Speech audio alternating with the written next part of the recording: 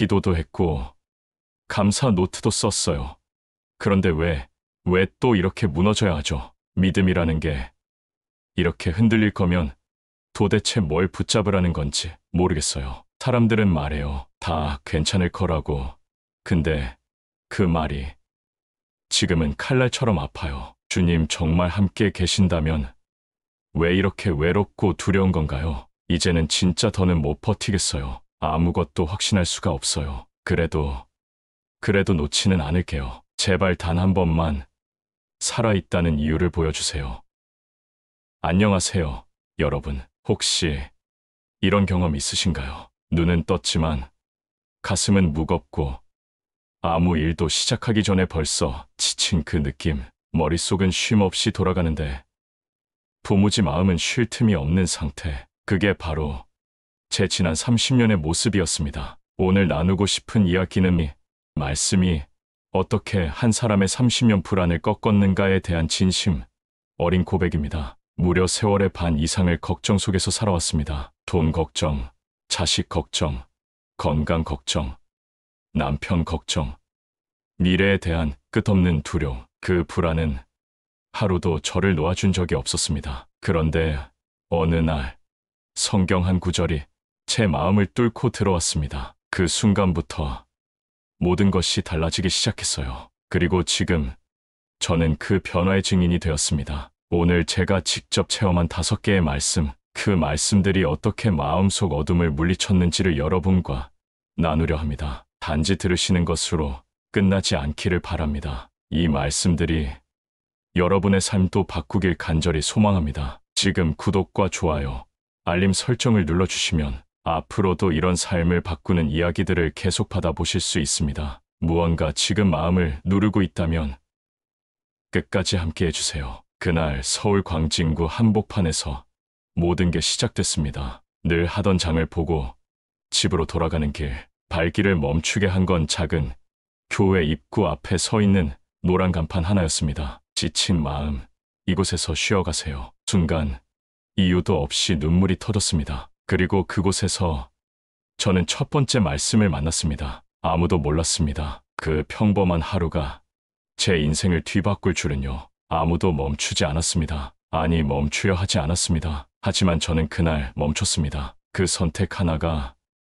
어쩌면 지금 여러분 앞에 서 있는 저를 만든 것일지도 모릅니다. 평생을 서울 광진구 한 골목에 있는 오래된 주택에서 살아왔다. 볕이 잘 들지 않는 낡은 거실, 시간이 지나면서 닳고 빛이 바랜 장롱, 그리고 늘 고장 직전인 보일러까지. 그곳은 바깥보다 더 차갑게 느껴질 때가 많았다. 하지만 그 속에서 하루하루를 버티는 게 삶이었다. 이름은 수연 씨. 올해 60, 30대 중반부터 불안이라는 짙은 안개 속을 걸었다. 결혼 후부터였다. 처음엔 남편의 작은 사업이 위태로워지면서 시작됐다. 은근한 불안이 하루의 전부가 됐고 어느 순간부터는 잠을 청하는 일조차 두려운 일이 되었다. 아이들이 생긴 후엔 상황은 더 나빠졌다. 2 아이의 장래, 학비, 건강, 친구 관계까지 온 세상이 걱정거리로 둘러싸인 것만 같았다. 눈을 떠도 마음은 잠들지 못했고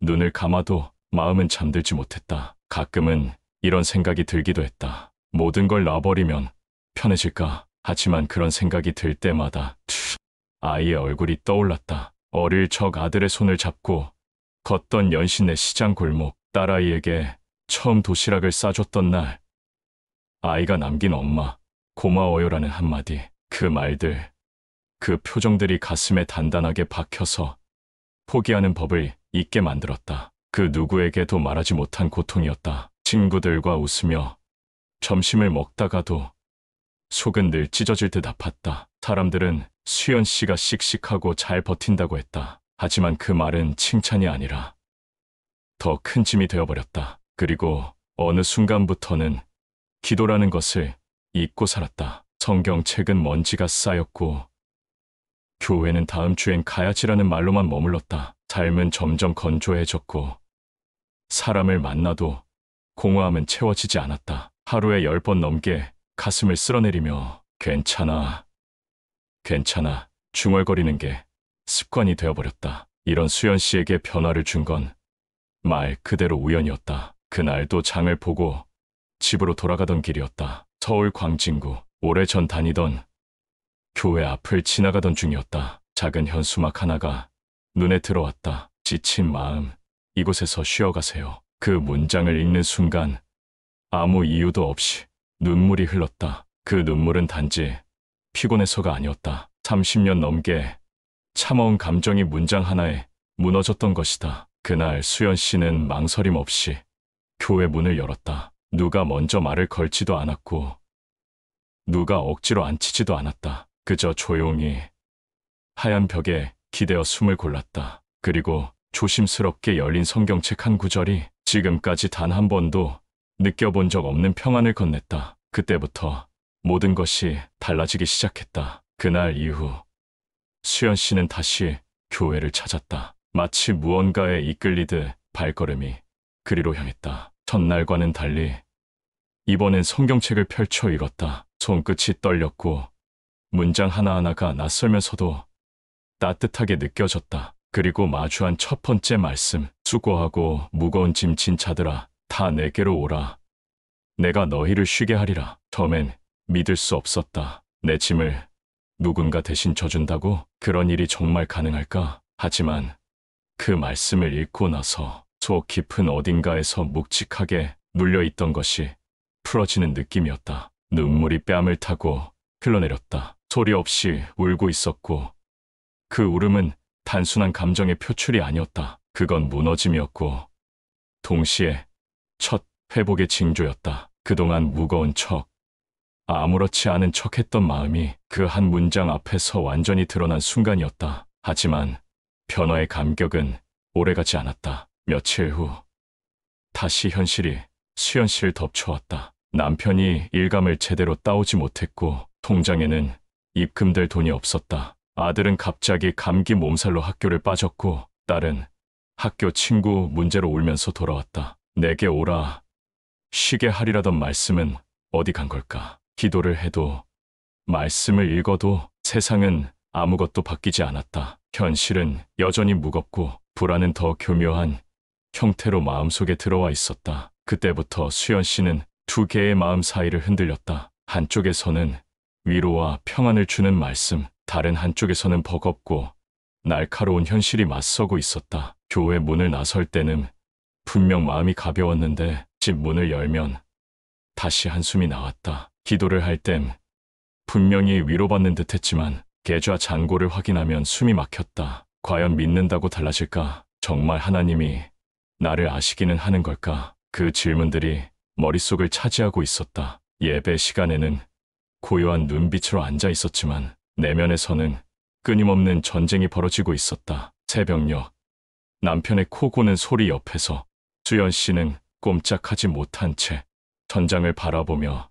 눈을 감지도 뜨지도 못하고 있었다. 불안은 여전히 삶의 일부였고 말씀은 여전히 낯선 언어처럼만 느껴졌다. 변화를 믿고 싶었지만 한 발자국 내디딜 때마다 현실이 그 믿음을 조롱하는 것만 같았다. 하지만 그 안에서도 무언가 아주 작고 미세한 변화가 조용히 시작되고 있었다. 고통 속에서도 수연 씨는 다시 성경을 펴고 있었다. 그 자체가 예전의 자신과는 다른 모습이었다. 불안이라는 그림자는 쉽게 사라지지 않았다. 말씀을 머리로는 받아들였지만 가슴은 여전히 움츠러들었다. 마음 한구석에서 끊임없이 속삭이는 소리가 있었다. 그건 그냥 위로일 뿐이야. 현실은 달라지지 않아. 수연 씨는 여전히 새벽 4시에 눈을 떴고 하루에 수십 번 걱정으로 숨이 막혔다. 자녀들의 미래, 남편의 사업, 자신의 건강, 나이 들어가는 부모님, 그리고 다가올 노후. 불안은 형태를 바꿔가며 끊임없이 그 마음을 덮었다. 이사야 41장 10절의 말씀을 만난 것은 그런 어느 날이었다. 내가 너와 함께 함이니라. 놀라지 말라. 나는 내 하나님이 됨이니라. 그 구절을 처음 읽었을 때 수연 씨는 낯설 만큼 조용한 평안을 느꼈다. 정말 나와 함께 계시다면 이 불안도 언젠가는 끝날까? 그 물음이 생긴 날 밤은 오랜만에 길지 않은 잠을 이룰 수 있었다. 그러나 그 평온은 오래가지 않았다. 이틀 뒤 갑작스럽게 전화가 울렸다. 아들이 사고를 당했다는 소식이었다. 횡단보도 앞 신호를 기다리던 중 차량이 갑자기 인도로 돌진했고 놀란 행인들 사이에서 아들이 중심을 잃고 쓰러졌다는 말이었다. 심장이 얼어붙는 기분이었다. 손끝이 마비된 채 가방을 챙기지도 못하고 병원으로 달려갔다. 도착했을 땐 이미 응급처치가 끝난 상태였다. 다행히 큰 부상은 없었고 찰과상과 파박상 정도로 진단이 내려졌다. 그러나 수연 씨는 아들의 얼굴을 본 순간 무너져 내렸다. 내가 너와 함께 함이니라. 그 말씀이 떠올랐다. 이 상황 속에서도 그 분이 정말 함께하고 계신 걸까? 사고가 난 건 왜일까? 지키신다는 말씀이 있는데 왜 이런 일이 생겼을까? 한쪽에서는 기적처럼 아이가 크게 다치지 않았으니 감사해야 한다는 생각이 들었다. 다른 한쪽에서는 그렇게까지 아프게 하셔야 했냐는 원망이 고개를 들었다. 기도와 현실 사이에서 흔들리는 마음, 말씀을 붙잡으려는 손과 다시 놓아버리고 싶은 손이 싸우고 있었다. 아들의 상처를 소독하면서 수연 씨는 속으로 수없이 울었다. 눈으로는 울지 않았지만 마음은 쉼 없이 흐느끼고 있었다. 정말 하나님이 나와 함께 하신다면 이 불안의 시간은 왜 존재하는 걸까? 그러나 동시에 이보다 더 큰 사고가 되지 않은 것이 그분의 보호였을까? 그 양극의 감정이 치열하게 부딪혔다. 사람들은 다행이다, 기적이다라고 말했다. 수연 씨는 웃으며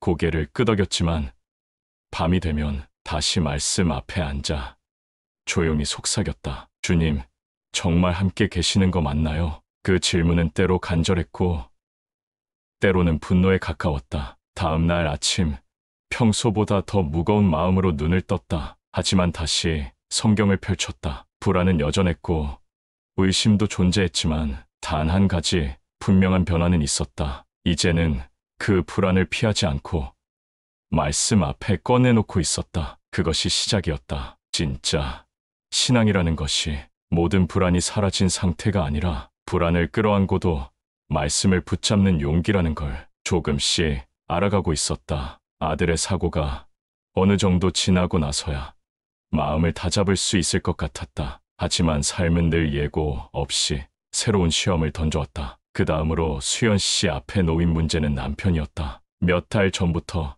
수상하던 기침이 더 심해졌고 병원에서 찍은 CT 결과가 좋지 않다는 소견이 나왔다. 정밀 검사가 필요하다는 의사의 말은 천둥처럼 가슴을 때렸다. 또다시 시작된 기다림. 결과가 나올 때까지 며칠. 그 시간은 도무지 견딜 수가 없었다. 낮에는 괜찮은 척 웃었지만 밤마다 화장실 문을 걸어 잠그고 앉아 조용히 울었다. 찬바닥에 앉아 무릎을 껴안고 왜 또 우리 가족인가요? 조용히 속삭였다. 그 순간 떠오른 말씀이 있었다. 항상 기뻐하라. 쉬지 말고 기도하라. 범사에 감사하라. 말이 안 된다고 생각했다. 이 상황에 어떻게 감사할 수 있을까? 남편이 병상에 누워 있을지도 모르는 이 현실 앞에서 도대체 무슨 기쁨을 말하는 걸까? 그러나 문득 자신이 했던 기도를 떠올렸다. 하나님, 불안 없이 살고 싶어요. 마음의 평안을 주세요. 그 기도의 응답은 모든 것을 순식간에 없애주는 마법이 아니라 불안 속에서도 감사하는 법을 배우는 것이었을까? 그날부터 수연 씨는 감사 노트를 쓰기 시작했다. 오늘 남편의 식사가 잘 넘어가서 감사해요. 아들의 웃는 얼굴을 봐서 감사해요. 창밖에 비가 오지 않아서 감사해요. 감사라고 부르기엔 너무 소소한 것들이었지만 그 조각들이 쌓이자 마음에 이상한 변화가 일어났다. 불안은 여전히 곁에 있었지만 그 날카로움이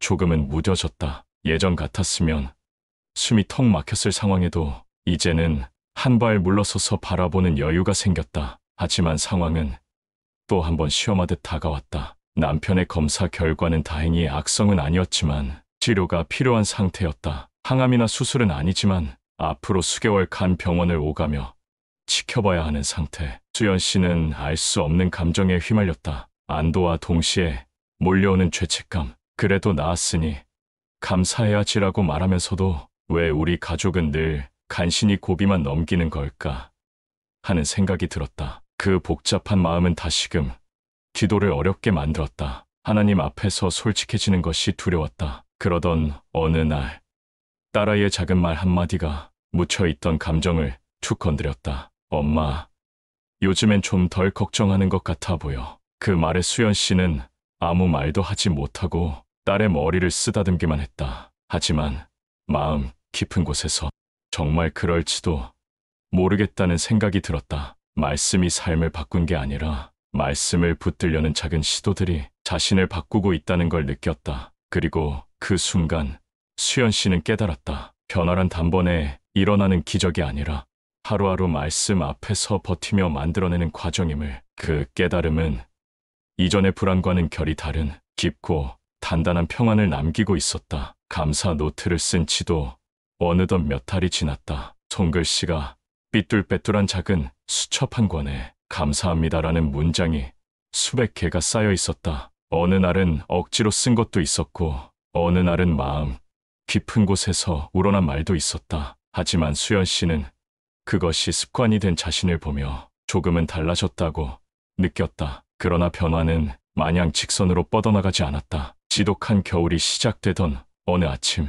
갑작스럽게 남편이 쓰러졌다. 부엌에서 컵을 들던 손이 덜덜 떨리더니 바닥에 무릎을 꿇고 주저앉았다. 괜찮아라고 말했지만 그 말보다 더 큰 고통이 눈가에 맺혀 있었다. 구급차를 타고 병원으로 가는 길, 수연 씨는 조용히 입을 다물고 있었다. 기도도 나오지 않았다. 머릿속이 새하얘졌고 손은 식어가고 있었다. 병원에서는 고혈압성 쇼크라는 진단이 내려졌다. 생명의 위협은 없지만 이제부터는 식이요법과 절대 안정이 필수라는 말. 의사는 무표정한 얼굴로 스트레스를 줄이지 않으면 반복될 수 있습니다라고 말했다. 그 말을 듣는 순간 수연 씨는 자신이 감사한다고 써온 지난 시간들이 한순간에 무너지는 느낌을 받았다. 무엇이 잘못된 걸까? 말씀을 붙들고 기도하고 믿고 살았는데 왜 다시 이 벽 앞에 선 것일까? 밤이 깊어졌다. 남편은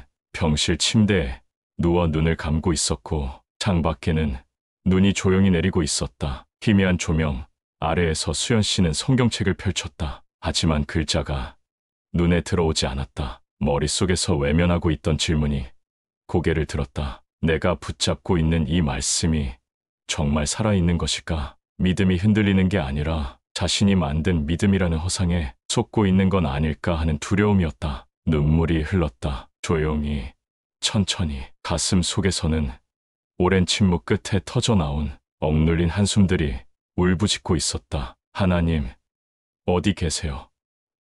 왜 자꾸 우리 가족을 시험하세요? 말로 꺼낼 수 없던 그 울음이 병실이라는 고요한 공간을 채우고 있었다. 다음 날 아침 딸아이의 문자 한 통이 도착했다. 엄마, 아빠 괜찮다는 얘기 듣고 기도했어요. 우리 지금 잘하고 있는 거 맞죠? 그 짧은 문장을 읽고 수연 씨는 오래도록 핸드폰을 내려놓지 못했다. 잘하고 있는 거 맞죠? 그 말이 심장을 꿰뚫었다. 모든 게 엉망이고 모든 게 실패한 것처럼 보였지만 어쩌면 그 안에도 작은 믿음의 씨앗이 자라고 있었다. 수연 씨는 처음으로 깨달았다. 믿음은 흔들리지 않는 상태가 아니라 흔들리면서도 끝내 붙잡고 있는 마음이라는 걸. 그 밤 병원 침대 옆 작은 의자에 앉아 수연 씨는 다시 성경책을 펼쳤다. 이번엔 한 줄 한 줄이 또렷이 들어왔다. 아무리 흔들려도 포기하지 않겠다고 다짐했다. 겨울은 깊어졌고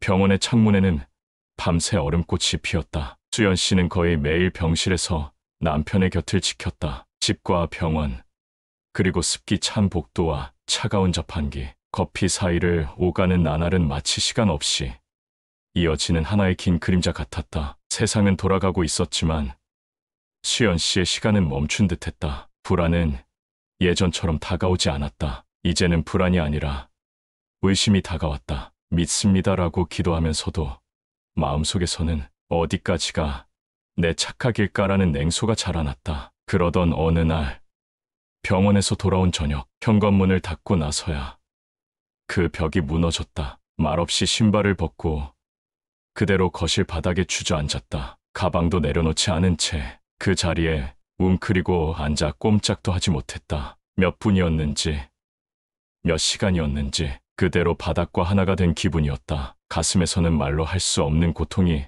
무겁게 짓눌러왔다. 이쯤이면 충분히 견딘 거 아닌가요? 속으로 터져나온 속삭임은 분노 같기도 했고 기도 같기도 했다. 그 순간 옆에 놓아두었던 성경책이 눈에 들어왔다. 하루는 열었다가도 아무 구절도 읽히지 않던 그 책. 하지만 그날따라 손이 저절로 페이지를 넘겼다. 그리고 한 구절에서 멈췄다. 여호와는 나의 목자시니 내게 부족함이 없으리로다. 그 문장을 읽는 순간 가슴 안에서 무언가 깨졌다. 어쩌면 그동안 수백 번 읽었던 구절인데 그날 밤 처음으로 그것이 고백처럼 느껴졌다. 부족함이 없으리로다. 지금 이 삶이 완전하지 않아도 건강도 재정도 평온도 갖추지 못했지만 하나님이 목자시하면 그 자체로 나는 이미 부족하지 않은 사람이라는 말. 수연 씨는 그 구절을 몇 번이고 중얼거렸다. 처음엔 의심과 함께, 두 번째는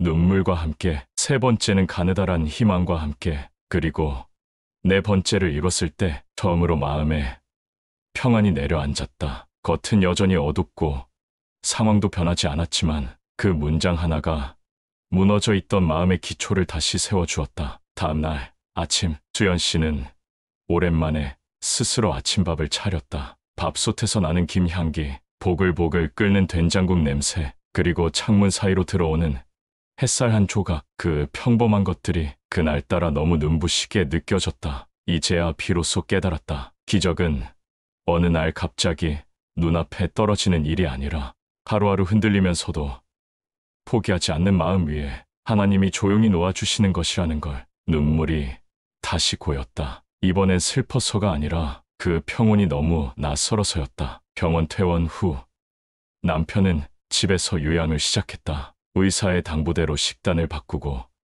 매일 혈압을 재며 조심스러운 일상이 이어졌다. 집안은 여전히 조용했고 삶은 마치 얼음을 딛는 듯 조심스러웠지만 수연 씨의 마음은 이전과 달랐다. 감사의 언어는 이제 억지스러움이 아닌 하루하루를 살아내는 방식이 되었다. 기도는 여전히 짧고 조용했지만 그 짧은 속삭임 속에서 이전과는 전혀 다른 믿음이 태동하고 있었다. 어느 날 아침, 수연 씨는 남편이 잠든 틈에 오랜만에 교회로 발걸음을 옮겼다. 특별한 이유는 없었다. 그저 가고 싶었다. 교회당 입구에 들어서는 순간 낯익은 풍경이 반가우면서도 낯설었다. 예배당 한쪽에 조용히 앉았다. 다른 이들은 찬양을 부르고 있었지만 수연 씨는 눈을 감은 채 그저 마음속으로 중얼거렸다. 주님, 여기까지 왔습니다. 예배가 끝난 뒤 수연 씨는 아무에게도 말을 걸지 않고 조용히 교회 뒷마당을 한 바퀴 걸었다. 그때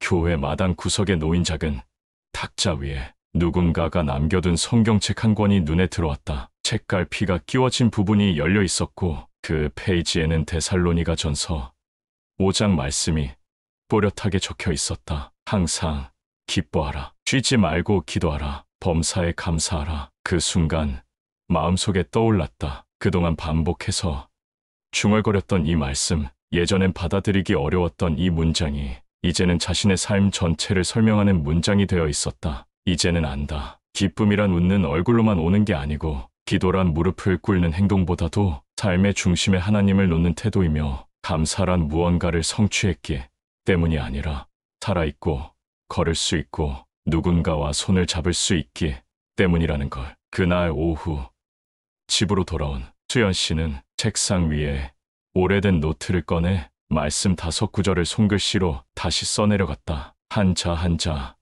그 말씀이 지나온 세월을 통과해 지금 이 자리에 도달했다는 걸 되새기며 그리고 노트 맨 마지막 장에 이렇게 적었다. 이 말씀들 덕분에 나는 살아냈습니다. 그 문장을 적고 나서야 마음 깊은 곳에서 울음이 밀려왔다. 그건 비로소 끝났다는 것이 아니라 이제 진짜 시작된다는 울음이었다. 그날 밤 잠자리에 들기 전 수연 씨는 평소보다 더 조용히 기도했다. 소리는 없었지만 그 마음은 그 어느 때보다 또렷했다. 주님, 감사합니다. 오늘도 살아냅니다. 시간은 흘렀고 계절은 바뀌었다. 길가의 벚꽃이 지고 담장 너머로 푸르른 녹음이 고개를 내밀 무렵 수연 씨의 일상도 조금씩 달라져 있었다. 극적인 변화는 없었다. 병원 진료는 여전히 주기적으로 다녀야 했고 경제적인 어려움도 눈에 띄게 줄어들지는 않았다. 그러나 수연 씨는 더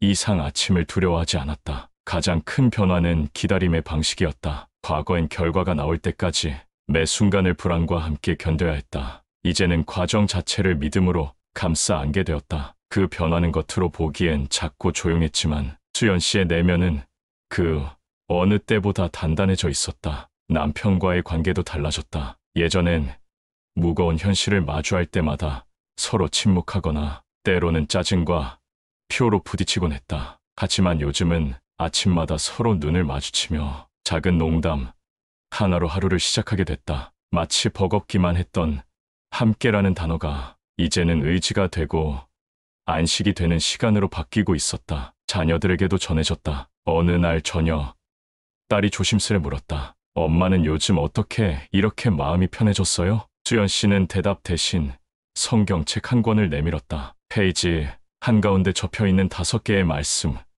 구절과 함께 그냥 이 말씀들이 내 하루하루를 바꿨어. 딸은 말없이 책장을 넘기며 어디서 울컥 올라오는 감정을 억누르는 듯 보였다. 그 눈빛에서 수연 씨는 알 수 있었다. 자신의 변화가 결코 혼자만의 것이 아니었음을. 주변 이웃들과의 관계도 조용히 바뀌었다. 늘 걱정으로 굳어있던 표정은 이제 잔잔한 미소와 먼저 건네는 인사로 바뀌었다. 시장 통해서 우연히 만난 이웃이 말했다. 요즘 얼굴이 편안해 보여요. 무슨 좋은 일 있으세요? 그 질문에 수연 씨는 조용히 웃었다. 말로는 다 설명할 수 없지만 속에서부터 빛이 올라오는 그 감정은 설명보다도 더 깊은 이야기였다. 그리고 어느 날 혼자 있는 오후 수연 씨는 그동안 썼던 감사 노트를 펼쳤다. 그 안에는 이름 없는 기적들이 차곡차곡 쌓여 있었다. 아들의 웃음,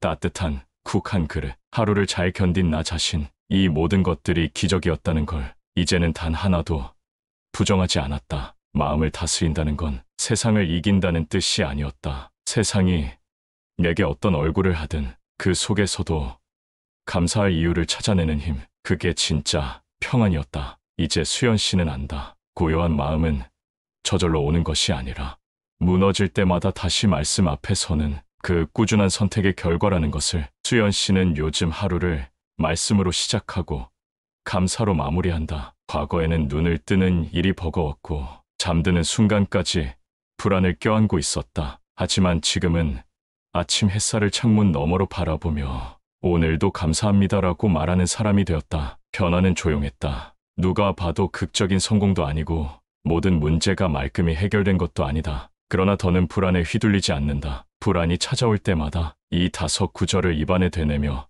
마음을 붙잡는다. 수고하고 무거운 짐 진 자들아, 다 내게로 오라. 너의 염려를 다 주께 맡겨. 내가 너와 함께 함이니라. 놀라지 말라. 항상 기뻐하라. 쉬지 말고 기도하라. 범사에 감사하라. 여호와는 나의 목자시니 내게 부족함이 없으리로다. 이제 그 말씀들은 단순한 문장이 아니라 수연 씨의 삶을 지탱하는 숨이자 뿌리가 되었다. 누군가 불안으로 무너지는 날들을 보내고 있다면 이 5문장을 마음 깊이 새겨보라고 전하고 싶다. 눈을 감고 속삭이기만 해도 어느새 가슴이 가라앉고 눈가가 따뜻해질 수 있으니까. 불안은 여전히 어딘가에 존재한다. 삶은 여전히 예측할 수 없다. 하지만 수연 씨는 이제 안다. 무너져도 다시 일어날 힘은 말씀 안에 있다는 것을. 그리고 그 힘은 누구에게나 열려 있다는 것을. 이 이야기는 누군가에겐 작게 들릴 수도 있다. 하지만 누군가에겐 오늘 밤 단 하나의 문장으로 인해 내일의 삶이 달라질지도 모른다. 당신도 오늘 밤 이 5구절 중 하나만이라도 가슴 깊이 안고 잠들어 보세요. 내일 아침 마음이 분명 달라질 겁니다. 여러분은 어떻게 생각하시나요? 혹시 여러분의 마음을 바꾼 말씀이나 문장이 있으신가요? 댓글로 여러분의 이야기를 나눠주세요. 누군가의 어두운 시간을 환히 밝히는 빛이 될 수 있습니다. 영상이 마음에 드셨다면 구독, 좋아요, 알림 설정 부탁드립니다. 더 많은 이야기로 다시 찾아뵙겠습니다. 감사합니다. 당신의 오늘이 평안하길 진심으로 바랍니다.